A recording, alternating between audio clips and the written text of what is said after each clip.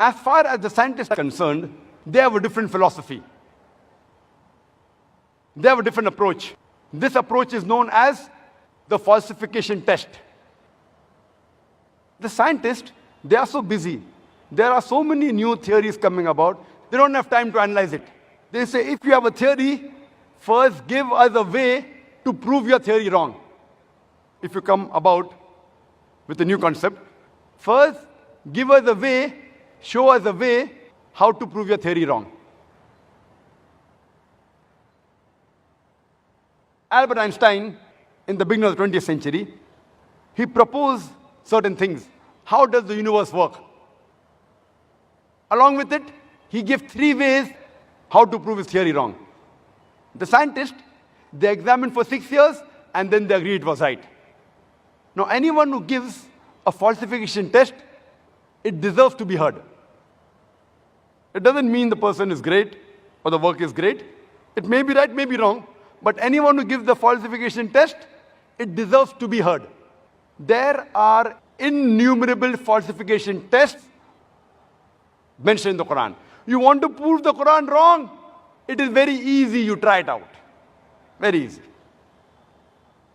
There are some falsification tests which was meant only for that time, when the Quran was revealed. Some is meant for today, some it will be meant till the last day. I'll just mention about 4 or 5 because of lack of time. One very good example is about the story of Abu Lahab. Abu Lahab, he was the uncle of the Prophet Muhammad Sallallahu Alaihi Wasallam, and he was given this nickname, Abu Lahab, the father of the flame, and he was one of the staunchest enemies of the Prophet. Whenever he saw anyone speaking with the Prophet, he used to wait. Moment the Prophet left, he used to go to the man and ask him, what did the Prophet say? Did he say black? It is white. Did he say day? No, it is night. He used to speak the opposite. He was one of the staunchest enemies of the Prophet. He went out of the way, he even lied many a times just to prove the Prophet wrong. Now there is a surah in the Quran by the name Surah Lahab, chapter number 111, which all of us know very well. It's recited many times in the Salah, Tabbat Yada Abi Lahab wa Tab, etc.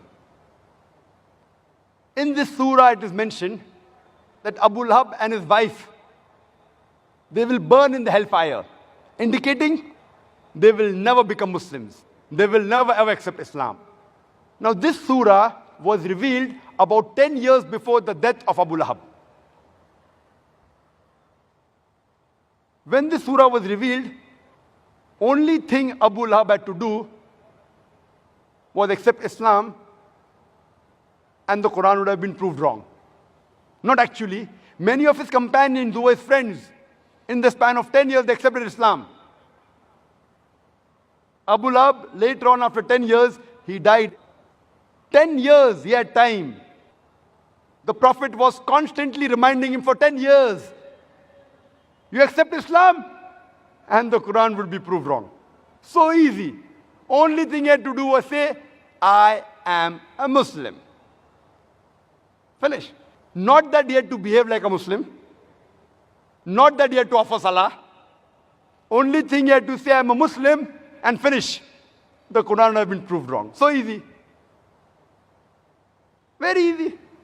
He had lied many times against the Prophet. He had to lie once again, and the Quran would have been proved wrong. But he could not, because the author of the Quran is Almighty God. He knows that Abu Lahab will never accept Islam. Falsification test. 10 years.